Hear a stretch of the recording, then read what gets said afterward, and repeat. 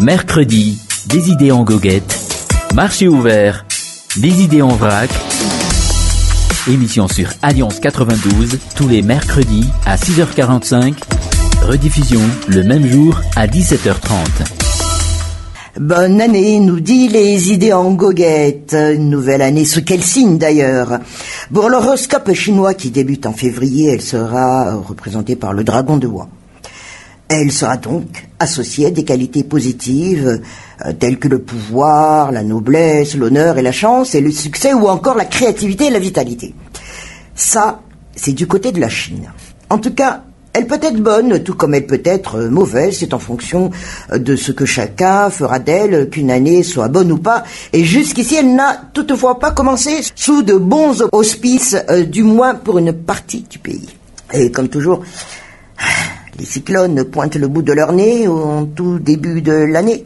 Alors que tout le monde se réveille encore des festivités de Nouvel An, les responsables au niveau de la direction météorologique sont sur le qui-vive au point que l'un des responsables au sein de la cellule de la gestion des risques liés aux catastrophes naturelles a dû intervenir sur le plateau de la télévision nationale. Bilan du dernier passage de la tempête Alvaro.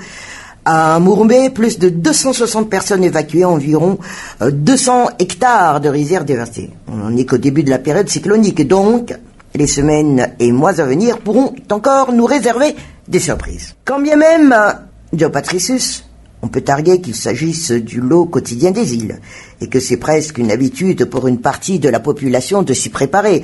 Toujours est-il que ce n'est pas toujours évident, bien sûr. Dans certaines localités, malheureusement, les infrastructures et les bâtiments se reconstruisent à peine que les autres cyclones arrivent déjà. Et sans oublier que les dommages collatéraux au niveau de la circulation des biens et des personnes, à cause de l'état des routes consécutivement au passage, eh bien, des mauvais temps. Voilà, c'est cela. Et quoi qu'il en soit, il faut saluer également les prises d'initiative des responsables, et ces derniers temps, qui ont fait preuve d'anticipation dans la gestion des sinistrés et dans la communication des bilans. Bien sûr, il peut y encore voir des failles quelque part. Et voilà, en guise d'illustration, certains élus locaux se plaignent de la distribution des donations. Mais en général, eh bien, les réponses aux situations de crise semblent rapides, peut-être par la force de l'habitude. En tout cas, même si nous ne disposons pas encore de tous les moyens nécessaires, Joe Patricius, notamment sur le plan matériel, à faire face aux dégâts causés par les cyclones, voilà, les structures existent bel et bien.